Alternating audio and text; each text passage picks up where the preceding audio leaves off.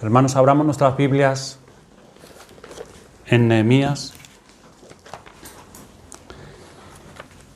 Nehemías capítulo 5 es lo que hoy vamos a estar considerando. Estamos estudiando la vida de Nehemías y la obra que realizó en Jerusalén. Y vamos a leer el capítulo 5 entero. Entonces hubo gran clamor del pueblo y de sus mujeres contra sus hermanos judíos. Había quien decía: nosotros, nuestros hijos y nuestras hijas somos muchos, por tanto hemos pedido prestado grano para comer y vivir. Y había quienes decían: hemos empeñado nuestras tierras, nuestras viñas y nuestras casas para comprar grano a causa del hambre. Y había quienes decían: hemos tomado prestado dinero para el tributo del rey sobre nuestras tierras y viñas. Ahora bien, nuestra carne es como la carne de nuestros hermanos, nuestros hijos como sus hijos. Y aquí que nosotros dimos nuestros hijos y nuestras hijas a servidumbre, y algunas de nuestras hijas lo están ya, y no tenemos posibilidad de rescatarlas, porque nuestras tierras y nuestras viñas son de otros. Y me enojé en gran manera cuando oí su clamor y estas palabras. Entonces lo medité y reprendí a los nobles y a los oficiales y les dije: ¿exigís interés cada uno a vuestros hermanos? Y convoqué contra ellos una gran asamblea. Y les dije: nosotros, según nuestras posibilidades, rescatamos a nuestros hermanos judíos que habían sido vendidos a las naciones. ¿Y vosotros vendéis aún a vuestros hermanos y serán vendidos a nosotros? Y callaron, pues no tuvieron que responder. Y dije: no es bueno lo que hacéis. ¿No andaréis en el temor de nuestro Dios para no ser oprobio de las naciones enemigas nuestras? También yo y mis hermanos y mis criados les hemos prestado dinero y grano. Quitémosles ahora este gravamen. Os ruego que les devolváis hoy sus tierras, sus viñas, sus olivares y sus casas, y la centésima parte del dinero, del grano, del vino y del aceite que demandáis de ellos como interés. Y dijeron: lo devolveremos. Y nada les demandaremos, haremos así como tú dices. Entonces convoqué a los sacerdotes y les hice jurar que harían conforme a esto. Además sacudí mi vestido y dije: así sacuda Dios de su casa y de su trabajo a todo hombre que no cumpliere esto, y así sea sacudido y vacío. Y respondió toda la congregación: amén. Y alabaron a Jehová, y el pueblo hizo conforme a esto.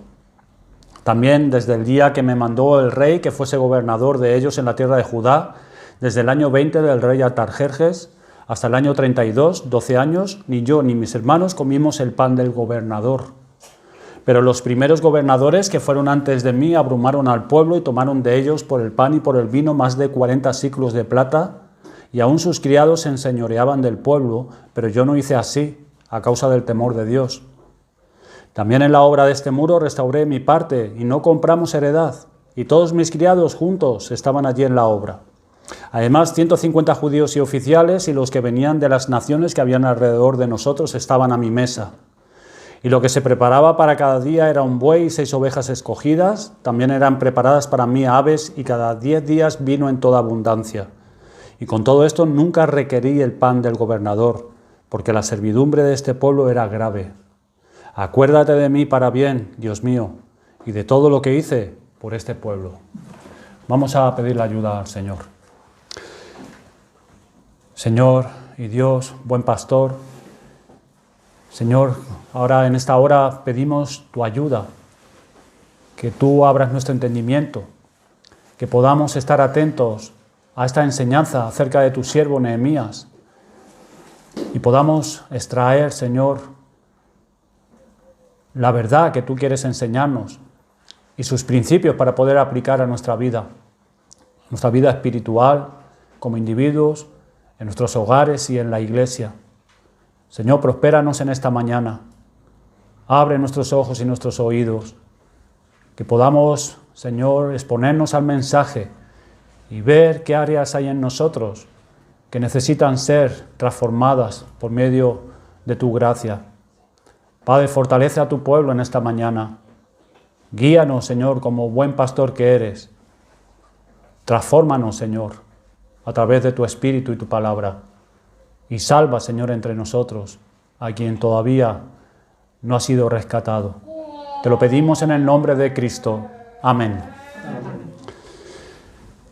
La semana pasada estuvimos, hermanos, considerando el capítulo 4 y vimos cómo Nehemías respondió a los ataques de los enemigos contra su pueblo. Y lo hizo básicamente exhortando a sus hermanos judíos con 3 exhortaciones. A resistir al enemigo, que se acordaran del Señor y también supieran por qué luchaban. Estas exhortaciones también son para nosotros, porque como decía nuestro hermano Rodrigo, a lo largo de nuestra caminar, nuestra vida cristiana, nos sentimos cansados, desalentados, vemos la gran lucha, aunque haya habido un refrigerio en nosotros por la salvación del Señor poderosamente, pero vemos que no pasa mucho tiempo cuando entramos en un conflicto rápidamente, porque vemos que el pecado todavía mora en nosotros. Y ahí está el conflicto.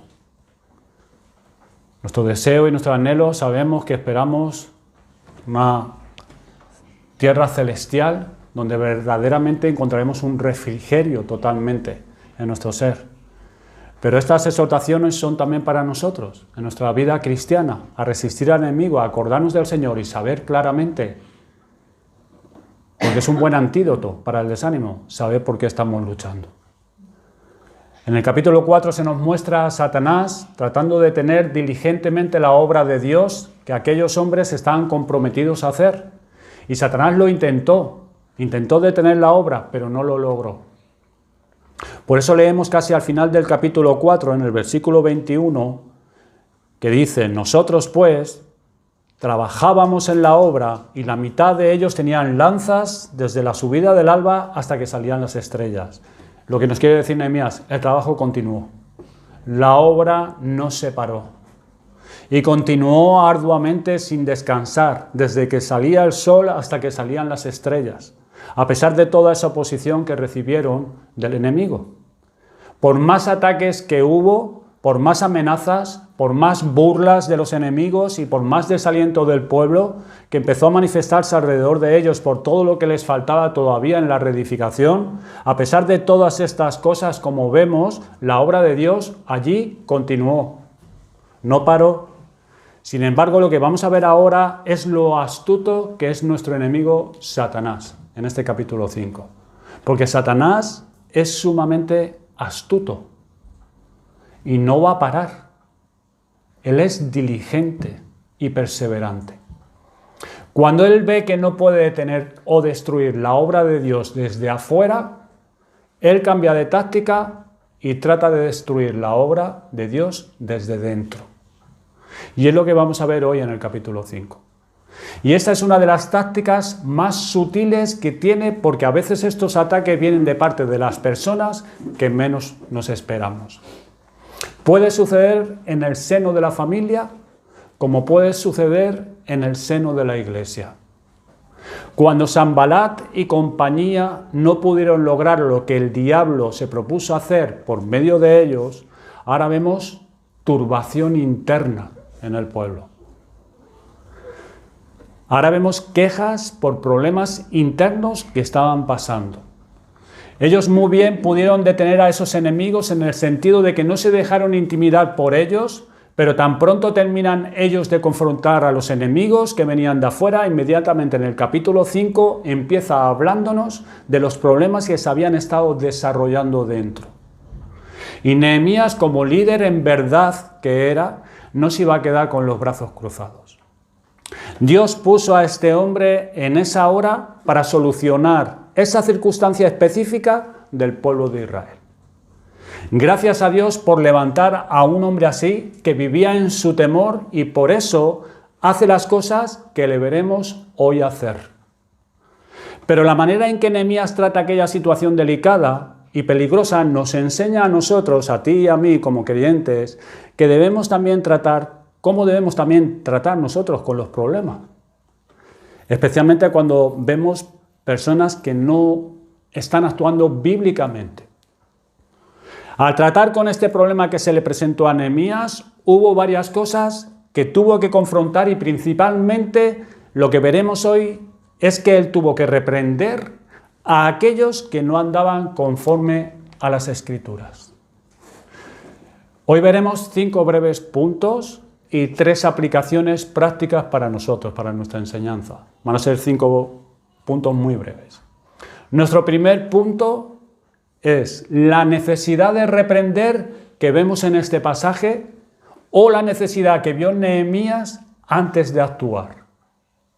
Dice en el versículo 1 de nuestro texto, del capítulo 5, que dice que entonces hubo gran clamor del pueblo y de sus mujeres contra sus hermanos judíos. Como ven, no era contra personas de naciones extranjeras. Estamos hablando de problemas internos, de sus hermanos judíos. La situación en Jerusalén estaba bien crítica. Nehemías empieza a recibir quejas por todas partes, de toda clase de personas.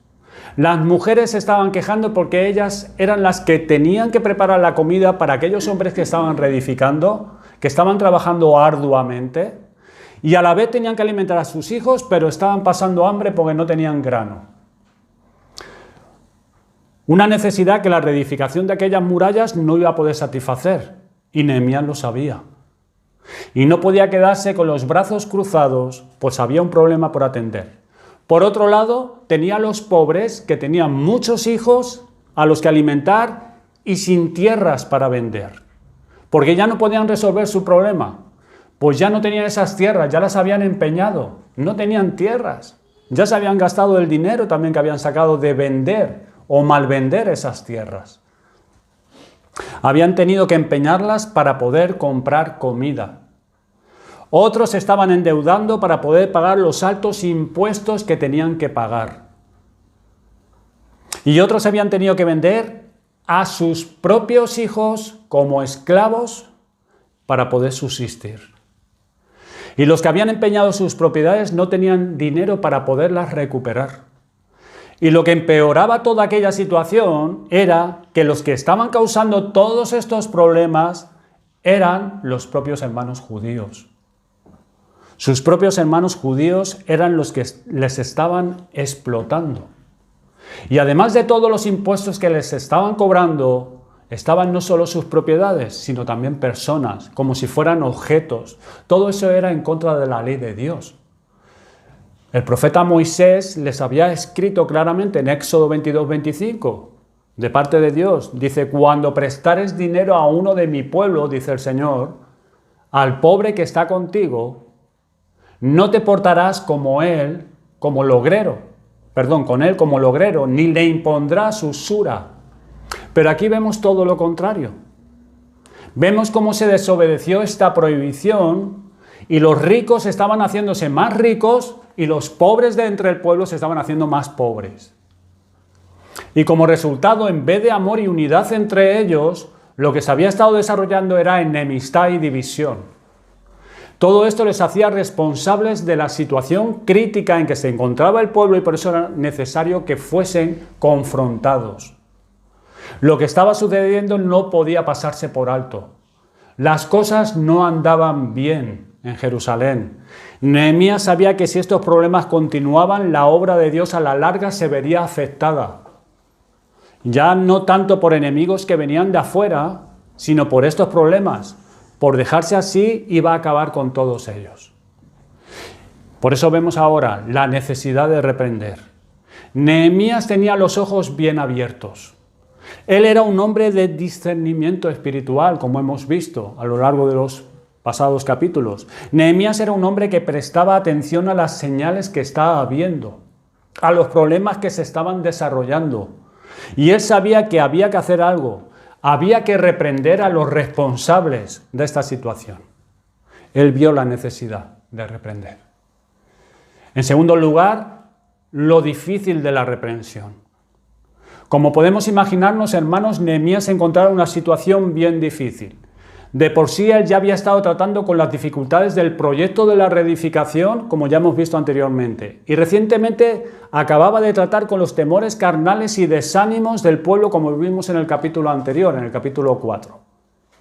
Y lo que él menos necesitaba en ese momento es que tuviera problemas entre ellos. Él acababa de terminar con un problema. ¿Qué necesidad tenía Nehemías de otro más? Y encima entre ellos. Oye, otro asunto que hacía que aquella situación fuera más difícil y desagradable aún, eran las personas a quien había que reprender para que se resolviera aquel asunto. Dice el versículo 7, que eran nobles y oficiales. Nobles. Estamos hablando de gente con autoridad. Estamos hablando de gente de la alta sociedad judía. Gente reconocida, gente con dinero, con una posición y por lo tanto muy difíciles de confrontar, muy difíciles.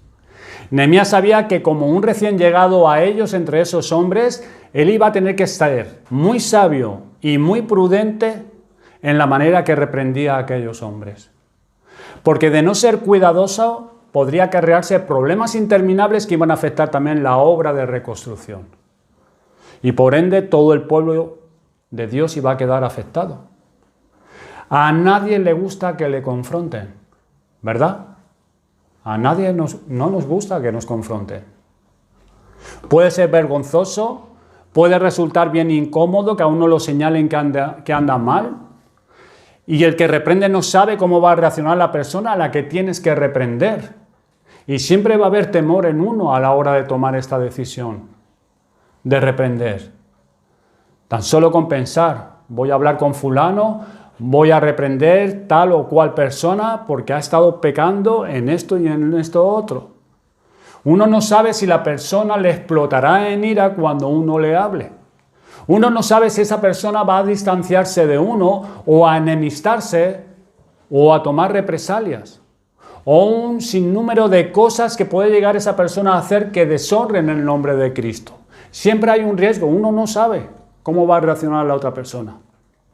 En esta disyuntiva se veía Nehemías en ese momento. Por un lado, presionado por los hombres y mujeres que estaban tocando a su puerta diciéndole sus problemas, y por otro, la clase de personas a las cuales él tenía que confrontar, siendo él casi un extraño para todos ellos. Y aquí se va a ver la clase de hombre que Nehemías es. Aquí se va a probar de qué estaba hecho Nehemías. Hermanos, el Señor en su providencia nos pone en situaciones que ahí se va a ver quiénes somos realmente. ¿De qué pasta estamos hechos nosotros? Si es un líder, se verá qué clase de líder es. Si es un padre, se verá qué clase de padre es. Como pastores, como jefes, como hermanos, como amigos, ahí se verá de qué estamos hechos. Ahora le tocó a Nehemías. En tercer lugar, el proceso de la reprensión.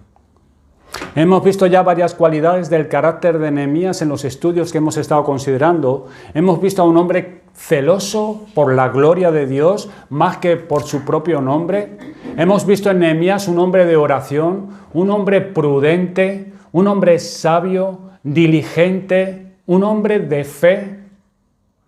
Y ahora vamos a ver otra característica de este hombre de Dios por la manera en que él reacciona ante toda esta dificultad en la que se encuentra.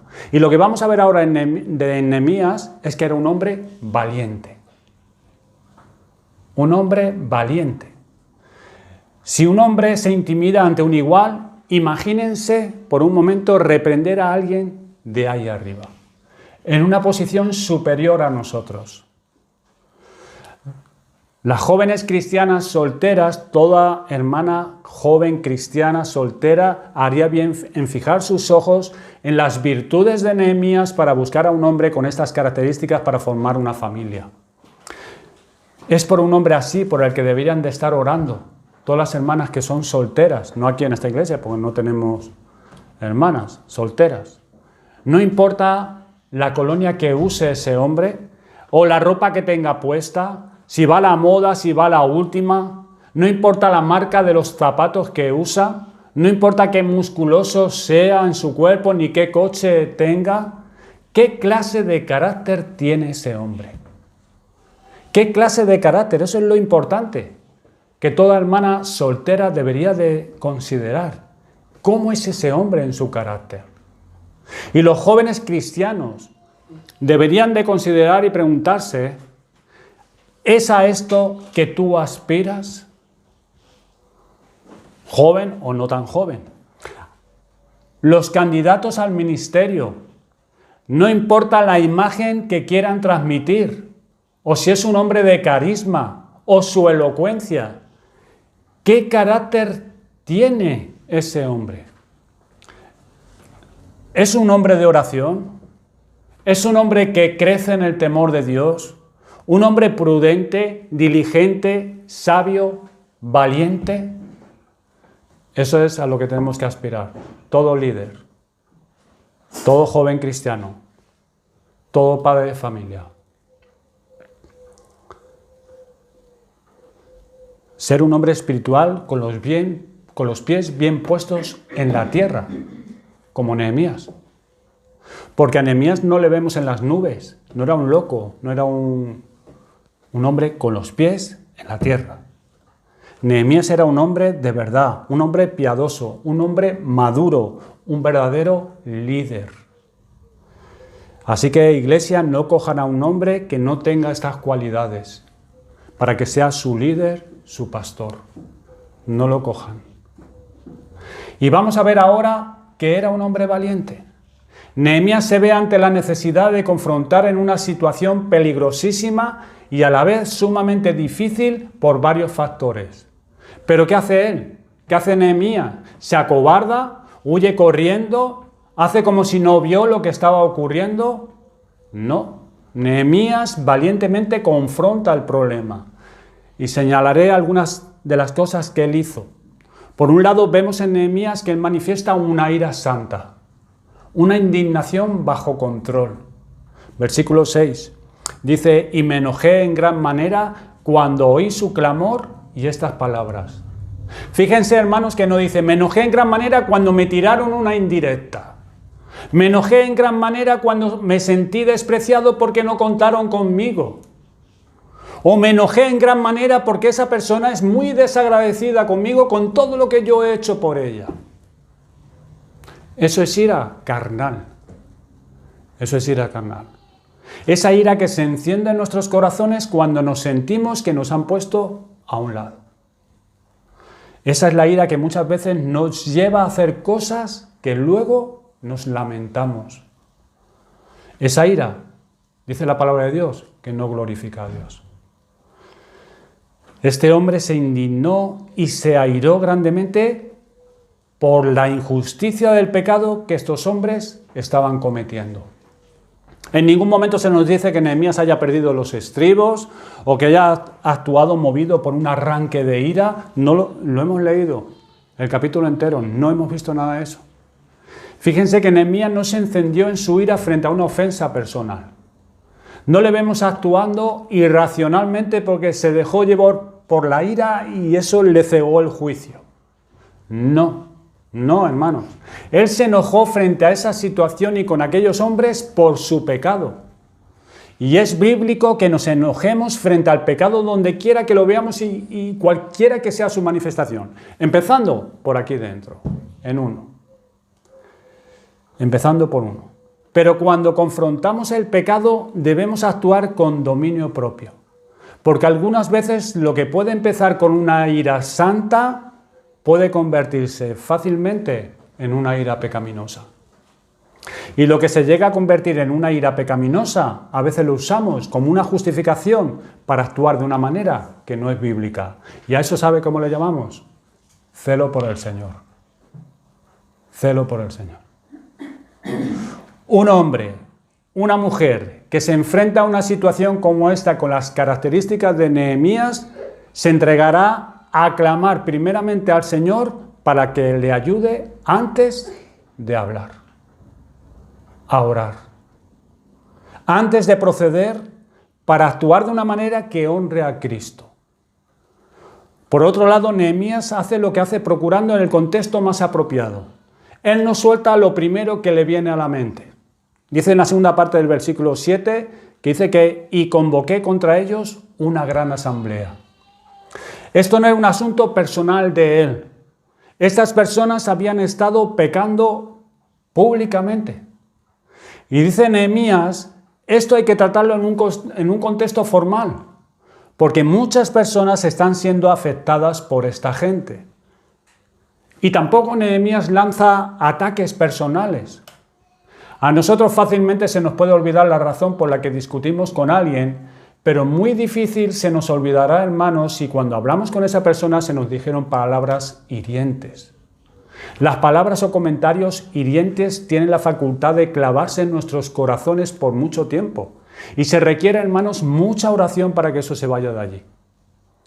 Nehemías, por ser un hombre piadoso, no deja que su enojo lo controle, sino más bien controla su enojo, no sea que pecara lanzando ataques personales contra aquellos hombres. Esa no era su meta, y de ahí la manera en que él actuó. Nehemías les habla a ellos en plural y les dice: ustedes han pecado, ustedes han hecho mal, no han actuado en el temor de Dios. No comienza a decirles: ustedes son unos ladrones que están haciendo usura contra el pueblo, ustedes son... No, no les dice eso. Con dominio, con control. Y les presenta los hechos, con toda claridad. Versículos 7 y 8. Fíjese lo que dice Nehemías. Entonces lo medité y reprendí a los nobles y a los oficiales y les dije: ¿exigís interés cada uno a vuestros hermanos? Y convoqué contra ellos una gran asamblea y les dije: nosotros, según nuestras posibilidades, rescatamos a nuestros hermanos judíos que habían sido vendidos a las naciones, y vosotros vendéis aún a vuestros hermanos, y serán vendidos a nosotros. Y callaron, pues no tuvieron que responder. ¿Cómo les van a vender a sus hermanos? Les está presentando los hechos. ¿Cómo van a vender ustedes a sus propios hermanos? ¿Qué clase de conducta es esa? Él les dice claramente lo que habían hecho. Y les habla la conciencia, versículo 9. Y dije: no es bueno lo que hacéis. No andaréis en el temor de nuestro Dios, para no ser oprobio de las naciones enemigas nuestras. Y también les presenta la conducta piadosa que debían de seguir. ¿Han visto cómo es? Les presenta los hechos, les habla la conciencia, ahora les presenta la conducta piadosa que ellos tienen que seguir. Les dice cómo debían de remediar la situación. Así, hermanos, confrontó Nehemías aquella situación, sin perder la paciencia, sin gritarle a nadie, sin insultar a ninguno de los presentes, sin atacar la reputación de los que iba a confrontar. Cuando confrontamos el pecado de esta manera, por más que hiera, a la larga, si dependemos de Dios y de su gracia, sanará. Y veremos buenos resultados que honran al Señor. Veamos muy brevemente el cuarto y quinto lugar, el resultado y la base de la reprensión. Después de que este siervo de Dios terminó de hablar de esta manera, hermanos, con dominio propio, aunque con indignación santa, dice el versículo 8 que aquellos hombres se quedaron sin palabras, no se quedaron callados, no supieron qué decir. Pero no solo se quedaron callados, a no poder presentar excusa alguna ante el siervo de Dios, sino que reconocieron su pecado de usura y la necesidad justa de hacer restitución. Ese fue el resultado de este ejemplo de Nehemías, de esta actitud con la cual él se presentó ante aquellos que él tenía que reprender. El resultado fue esto, sin palabras. Y encima convencidos, esto no podemos seguir así. Y Nehemías exige una promesa pública, con una amenaza del juicio de Dios si no cumplían con su promesa. Dios bendice la fidelidad y la valentía de su siervo. Estos hombres reconocen su pecado y prometen cambiar. Ahora fíjense que los versículos del 14 al 29 de nuestro texto, lo que tenemos allí es un testimonio personal de Nehemías, hablando de lo que hizo y no hizo y por qué actuó de esa manera. Él no usó de su derecho como gobernador, nos dice en esos versículos, como hemos leído. Nehemías había renunciado a muchos de los privilegios que él tenía derecho a disfrutar por causa de lo que el rey de Persia le había concedido a él. Nos dice que él no se adueñó de ninguna tierra allí, no compró heredad. que mostró hospitalidad a los necesitados. Todos los días tenía gente a su mesa. ¿Qué buscaba Nehemías al decirnos estas cosas? ¿Acaso que nos postremos y le adoremos a Nehemías? ¿Que reconozcamos sus obras y le alabemos nosotros hoy en esta mañana a Nehemías? No, hermanos. Nehemías nos está recordando que él confrontó a todos aquellos hombres que tenían autoridad, pero como un hombre que sabía estar bajo autoridad. La gran influencia que logró tener sobre aquellos hombres en gran parte se dio, hermanos, a su integridad y su buen ejemplo. Él pudo decirles a aquellos hombres: ustedes están cometiendo usura, ustedes están oprimiendo al pueblo, pero he aquí quien les está hablando es un hombre que es íntegro y no ha hecho ninguna de estas cosas en medio del pueblo, ni ha hecho uso de los derechos que tengo como gobernador. Él les pudo hablar a ellos con una buena conciencia. Les pudo hablar a ellos con un buen ejemplo que respaldaba lo que les estaba diciendo. Él vino a hablarles a ellos como uno que no tenía una viga en su ojo cuando les dijo, sáquense esa paja que tienen en el ojo. Esa fue la base para la reprensión, su buen ejemplo, su integridad. Él era un hombre de principios, que amaba a Dios y amaba a su pueblo, y por ello un hombre digno de confianza, digno que estos hombres le escucharan y recibieran su reprensión. Ninguno de ellos les pudo decir que cerrara su boca, sino que él se ganó el respeto de esas conciencias y el Señor pudo usarlo. Así que, hermanos, hemos visto primero la necesidad de reprender, la dificultad de la reprensión, el proceso de la reprensión y el resultado y la base de dicha reprensión. 3 aplicaciones breves a modo de aplicación para nuestra enseñanza. La primera es esta: reconozcamos cuándo es tiempo de reprender a alguien. Reconozcamos, hermanos, cuando el Señor nos está poniendo en una situación en la que tenemos la responsabilidad de reprender a alguien por su pecado. Nehemías reconoció ante sí una situación que demandaba que él reprendiera a algunos hombres por su conducta pecaminosa. Él no actuó como algunos cristianos actuamos cuando nos encontramos en situaciones similares. Presentamos toda clase de excusas para no tener que hacer nada o decir nada, ni a la persona indicada a la cual tenemos que reprender, ni a la persona que tiene la autoridad para hacer algo al respecto. Una de las excusas es: yo no me meto en asuntos pastorales. O a mí no me toca decirle nada a ese joven porque él tiene padres que ellos traten con él. Ya, pero tú has sido el que has visto lo que ha hecho. Yo no quiero tener problemas con la tal hermana, que se lo diga a otro. Sí, pero se lo estás diciendo a otro. No estás yendo a ella y se lo estás contando a otro. Y no vas a la persona que tienes que ir a hablar. Nehemías pudo haberse dicho: si yo digo algo a esta gente en autoridad, de seguro no lo van a recibir bien, porque yo soy un recién llegado entre ellos. Ellos ni me conocen bien, por eso mejor me quedo callado. Amigos, busquen a alguien que les pueda ayudar. Yo vine a arreglar el asunto de la muralla, entiéndase ustedes con esta gente. Pero no hizo así Nehemías. Hermanos, no hizo así. Esa no fue la actitud que asume Nehemías. Esa es la actitud de los cobardes, de los irresponsables, la actitud de aquellos que temen más a la gente que a Dios.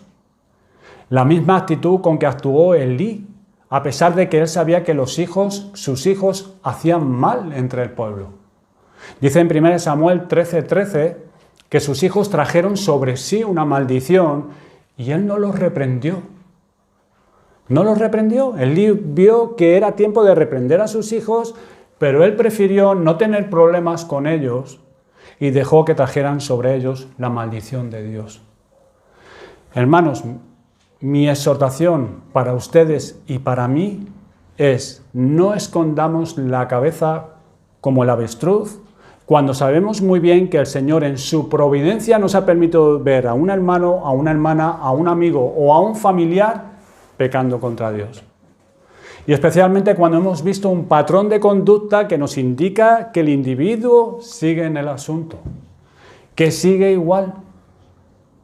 Esa clase de situación ante la que no podemos ni debemos quedarnos callados, porque nuestro silencio repercutirá en el hermano, en nuestro ser querido, a seguir pecando contra Cristo. Y muy probablemente a seguir deteriorándose espiritualmente. Si no reprendes a ese hijo tuyo, si no reprendes a ese hermano en Cristo, con la actitud que manifiesta Nehemías, este seguirá pecando contra el Señor, y por más que tú trates de justificar tu inacción, tú tendrás cierta responsabilidad en ello. Muy bien dijo un hombre del pasado: tú puedes mirar hacia otro lado, pero jamás podrás decir que tú no lo sabías. Podrás mirar a otro lado, pero tú no podrás decir que no lo sabías. Tú lo sabías, pero escogiste no hacer nada. Pues hermanos, primera aplicación: reconozcamos cuando es tiempo de reprender a alguien. Segundo lugar, procuremos reprender con amor, mansedumbre y humildad. Procuremos reprender con amor, mansedumbre y humildad. Una de las razones principales, hermanos, por las que algunas de nuestras reprensiones resultan ineficaces es por la actitud pecaminosa con la que a veces reprendemos. Condenamos antes de preguntar. Estamos más dispuestos a hablar que a escuchar al que estamos tratando de reprender. Hablamos con un tono airado que tan pronto nos lo notan, cierran el corazón y los oídos de aquellos que nos escuchan contra nosotros.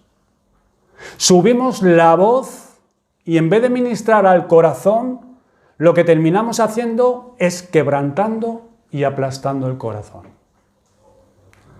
Y la reprensión no logra su fin. La reprensión no logra su objetivo.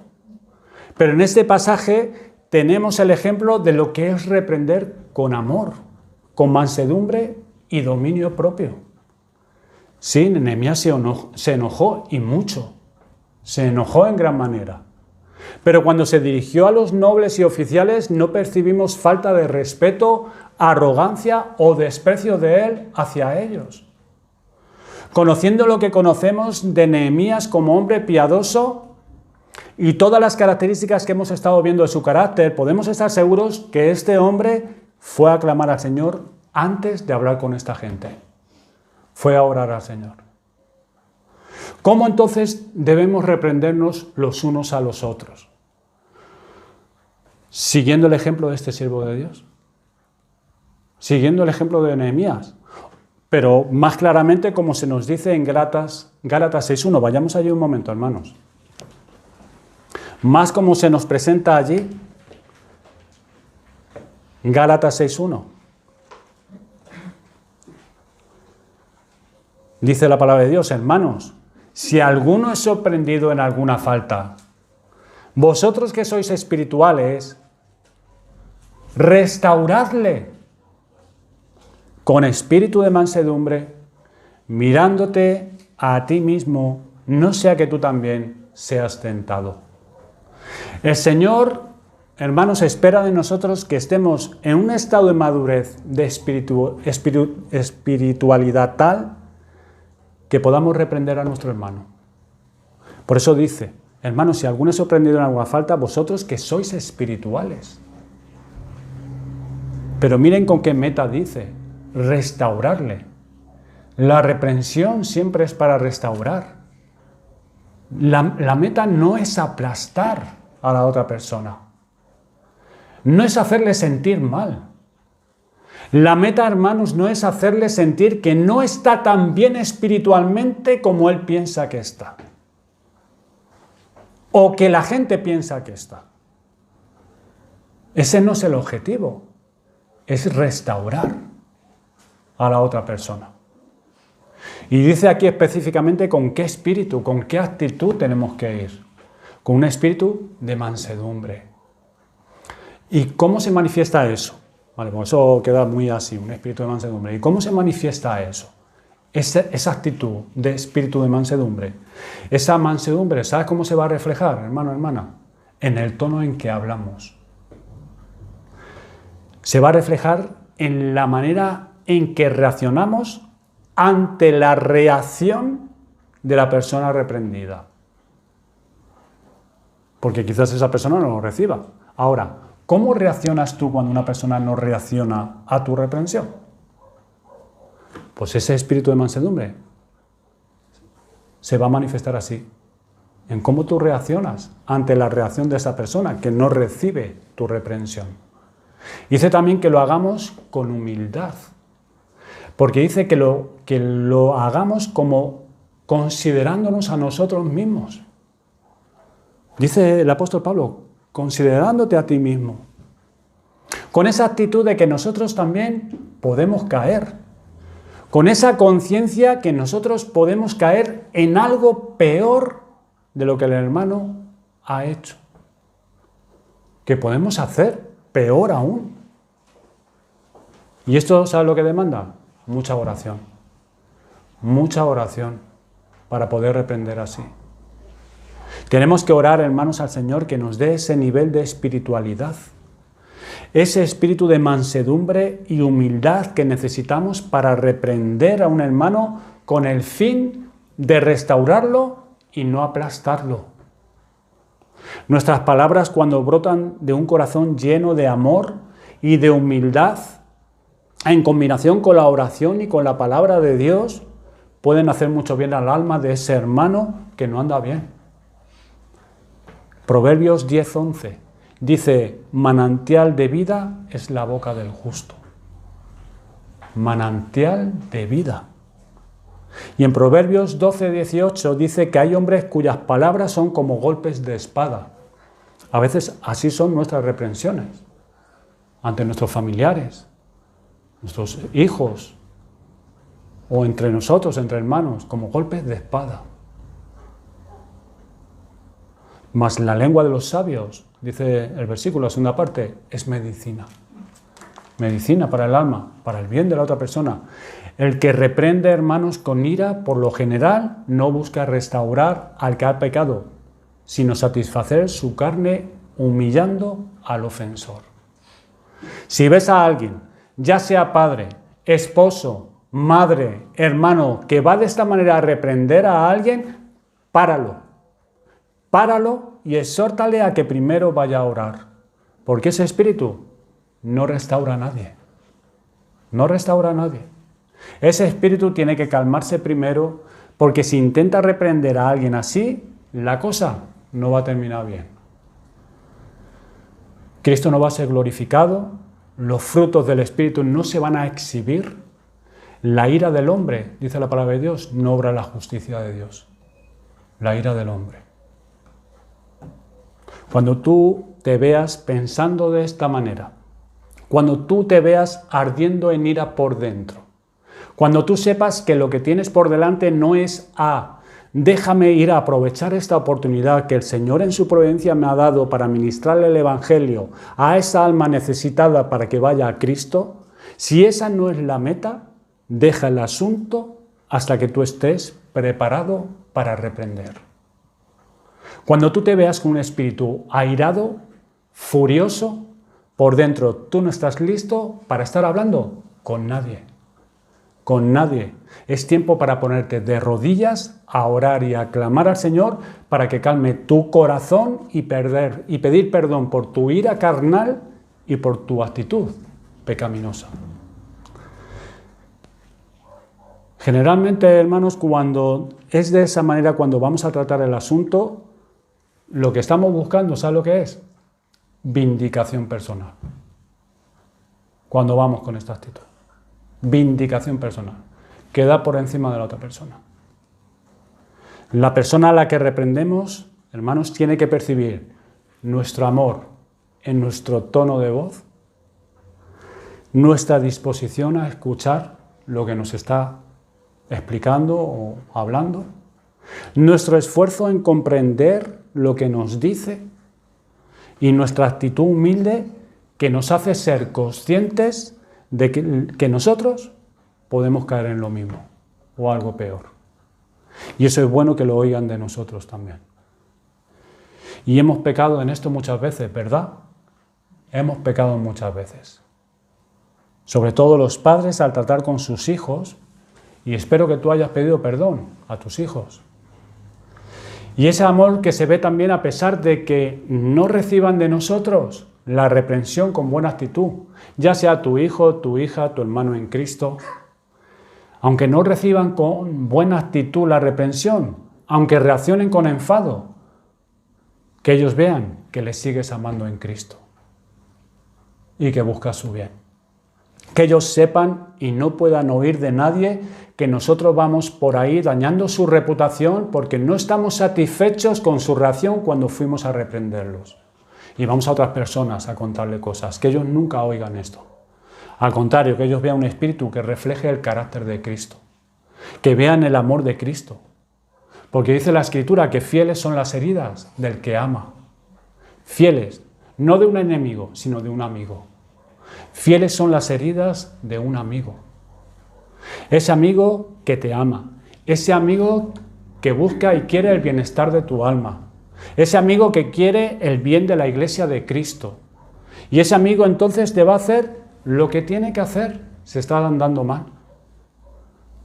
Te va a doler, va a ser como una herida, dice la palabra de Dios. Fieles son las heridas del que ama.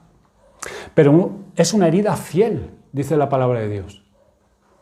Es una herida que procura el bien del alma de la otra persona. Y te va a herir, te va a herir, te va a doler, pero es para sanar. Para que sanes. ¿Cuál es la segunda parte del versículo de Proverbios 27:6? Lo contrario, dice, engañosos son los besos del que aborrece. Aquellos que dicen, pero ¿cómo le voy a decir yo esto a esta persona? ¿Cómo lo voy a herir? Es que le voy a hacer sentir mal. No, yo tengo que darle un beso. Yo no le voy a reprender, yo no le voy a decir nada. Darle un beso, que todo vea que todo está bien. Los chismes que me está contando, las cosas que está haciendo, que sea otro quien le reprenda. Engañosos son los besos del que aborrece. Si haces eso, tú estás siendo enemigo para esa persona. Estás actuando como un Judas para esa persona, que le das un beso, pero no reprendes el mal que está haciendo. Dejemos de darle besos al que en verdad necesita ser herido por el bien de su alma. No seamos hipócritas. En tercero y último lugar, oremos que el Señor nos ayude a recibir con humildad la reprensión del que nos reprende. Y eso no es fácil, hermanos. Aceptar que nos reprendan no es fácil. Oremos que el Señor nos ayude. Oremos, Señor, dame un corazón humilde para recibir la reprensión del que me ama. Si tú te encuentras en la situación de que un hermano quiere hablar contigo y tú, que ya llevas un tiempo en el Señor, te hueles, que viene a reprenderte, al estilo de Nehemías, clama al Señor y pide que te dé un corazón humilde para recibir la reprensión. No seas tan rápido a rebatir lo que te está diciendo. Considera lo que estás oyendo. Considera de quién viene lo que estás oyendo. Pregúntate, ¿esa persona me conoce bien a mí? Muy probablemente yo no me estoy dando cuenta de ese patrón de conducta que llevo, porque por lo general no nos damos cuenta. Son los demás los que se dan cuenta. Me he cegado a la realidad de este pecado que ha llegado a ser tan parte de mí que ya ni lo veo. Pero esta persona, en amor y de una manera objetiva, me ha estado observando. No ha saltado la primera señal que he dado. Me ha dicho que es un patrón de conducta que viene viendo. Me ha señalado diferentes ocasiones donde he manifestado esta misma actitud. Señor, yo te pido que me ayudes a crecer en gracia y tú me has enviado esta herida para crecer más todavía. Gracias por esta herida. Orar al Señor para que puedas responder a la persona que ha ido a ti. Mira, no entiendo todas las cosas que me has dicho y no veo en este instante todas las cosas que me has presentado delante de mí. No había analizado las cosas como tú me lo estás diciendo. Voy a meditar en ellas. Voy a orar al Señor. Me voy a examinar. Pero desde ahora te digo gracias. Aunque en todo yo no pueda decir he pecado contra el Señor, pero gracias por tu fidelidad, gracias por tu valentía, gracias por tu amor, por venir a mí, por preocuparte por mi alma y por la gloria de Cristo y por el bien de la Iglesia. ¿Es de esta manera que tú reaccionas cuando te han reprendido? ¿O no termina la persona de reprenderte y tú ya estás rebatiendo, discutiendo? ¿O te concentras solamente en el tono de voz que te ha hablado? ¿En qué manera te dijeron las cosas? ¿O en que esa persona estaba suponiendo cosas de ti? ¿En que esa persona debió haberte preguntado primero porque supuso esto o lo otro o aquello? Todas esas cosas te nublan el juicio, cierran tus oídos y no te permiten recibir el bien que esa persona te está tratando de hacer. Y dices, ¿pero quién se ha creído este que es? ¿Pero quién se ha creído este que es? Te voy a decir quién se ha creído que es. Es un hijo, es una hija de Dios que obedece a su Señor, quien le manda a reprenderte cuando a ti te ve en pecado, cuando te ve que no andas bien. Eso es lo que se ha creído esa persona que es. Y está siendo fiel. Y quizás tú no lo estás haciendo con otro, pero esa persona quiere hacerlo contigo. ¿Sabes por qué? Porque quiere ser fiel al Señor. No tiene que creerse nada esa persona. Lo único es que tiene que ser fiel a Cristo, quien se lo manda. Y tú recibirlo, porque no eres más grande, ni más importante, ni superior a esa persona. Como que esa persona no pudiera a ti señalarte que no andas de una manera agradable delante del Señor. Pero por eso, hermanos, necesitamos orar.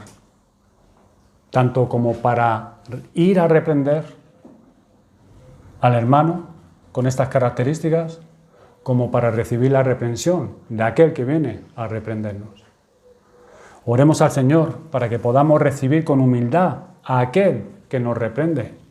Y oremos como David en el Salmo 141, versículo 5, que dice, Señor, que me hiera el justo en su bondad y no lo rechace mi cabeza. Así que recordemos, hermanos, estas aplicaciones. Recibamos con humildad a aquel que nos reprende. Recordemos, hermanos, cuando es tiempo de reprender a alguien. Procura reprender con amor, con mansedumbre y con humildad y con dominio propio. Que puedan percibir nuestro amor en nuestro tono, nuestra disposición a escuchar, nuestro esfuerzo en comprender lo que nos dicen y nuestra actitud humilde que nos hace ser conscientes de que nosotros podemos caer en lo mismo o en algo peor, muchísimo peor. Unas palabras a los amigos que nos visitan. Así que amigo, amiga, nos alegra que estés aquí. No hay muchos visitantes hoy, pero bueno. Pero ya sea por tu propia voluntad que has venido u obligado por diferentes circunstancias y hayas escuchado la palabra de Dios. Cuando escuchas la palabra de Dios y eres exhortado y amonestado, ¿cuál es tu reacción? ¿Cómo reaccionas a las demandas del Evangelio de Cristo? Pues te voy a mostrar muy brevemente en qué deberías de considerar. Primero, reconoce que este tiempo de reprensión es un tiempo de gracia de parte de Dios para ti. Has sido en repetidas ocasiones amonestado por tu conducta, reprendido por tu actitud orgullosa y exhortado a que dejes tus pensamientos y te vuelvas al Señor, pero no has querido recibir la reprensión. Y esto lo hemos hecho durante mucho tiempo. Considera por un momento qué ganancia o beneficio personal podemos obtener de ello. Quizá tu respuesta hacia aquellos que te exhortan sea tu desprecio, que hayas decidido apartar de ti a tales personas o buscar algún fallo en ellas que es en su conducta para justificar tu decisión de rechazar el Evangelio, porque piensas que los cristianos son unos hipócritas. Deseamos el bien de tu alma, y que tengas una vida dichosa aquí en la tierra. Y lo que hacemos, lo hacemos porque amamos al Señor y te amamos a ti. Y Él nos manda que te digamos lo que el Señor dijo a su pueblo por medio de Isaías, su profeta. Que busques al Señor mientras pueda ser hallado. Que le llames en tanto que está cercano. Que dejes tu camino y tus pensamientos y te vuelvas al Señor, el cual tendrá de ti misericordia. Y al Dios nuestro, el cual será amplio perdonar. Ese es el tiempo de gracia de parte de Dios para ti. Este es el tiempo de gracia. Y en segundo, considera con qué amor, mansedumbre y humildad eres reprendido desde el cielo por Dios tu Creador a través de hombres y mujeres débiles como nosotros. Cristo, habiendo hecho eterna redención y habiendo sentado a la diestra del poder de Dios, vestido regiamente de gloriosa majestad, llama a los perdidos con humildad y mansedumbre, diciendo: vuelve, oh Israel, vuelve a Jehová tu Dios, porque por tu pecado has caído. Llevad con vosotros palabras de súplica y volved al Señor y decidle: quita toda iniquidad. ¿Y sabes lo que el Señor responde? Cuando el pueblo se humilla y se humilló: yo sanaré su rebelión, dice el Señor, los amaré de pura gracia. En el libro del profeta Miqueas, en el encabezado del capítulo 6, leemos controversia de Jehová contra Israel. Y en el versículo 3 dice el Señor al pueblo de Israel: pueblo mío, ¿qué te he hecho? ¿Qué te he hecho? ¿En qué te he molestado? Responde contra mí. El Señor diciendo: ¿qué te he hecho? ¿En qué te he molestado?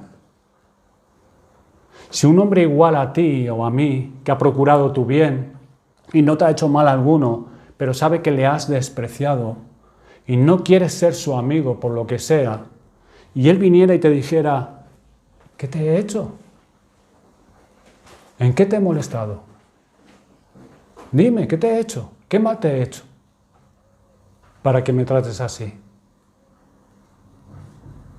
Seguramente enternecería el corazón de esa persona al venir este hombre así, de esta manera. Al ver la sinceridad y la controversia que sufre esa persona por tu desprecio, pues no entiendes, ¿qué te he hecho? Y te humillaría hasta el punto de cambiar tu actitud hacia él. Y si es capaz otra persona como nosotros de influenciarnos de esa manera para que cambiemos nuestra actitud hacia ella, ¿cuánto más será digno Dios, nuestro Creador, que se acerca a nosotros a través de su palabra para preguntarte: ¿qué te he hecho? ¿Qué te he hecho? ¿En qué te he molestado? ¿Qué mal te he hecho? Dice Dios. Debería avergonzarnos. Debería avergonzarte y humillarte ante Él al considerar que nadie te ha hecho tanto bien como Él te ha hecho. ¿Qué te he hecho? Dice Dios. ¿En qué te he molestado? Deberías arrojarte por la fe en sus brazos, porque nunca nadie te podrá amar como Él puede amarte. Nadie aquí en este mundo, como Dios puede amarte. Qué amor, qué mansedumbre, qué humildad la de nuestro bendito Salvador. Ve a Él, confiesa que Él no te ha hecho ningún mal, sino todo lo contrario, que eres tú quien le has despreciado y has sido traidor a su amor y le has aborrecido sin causa.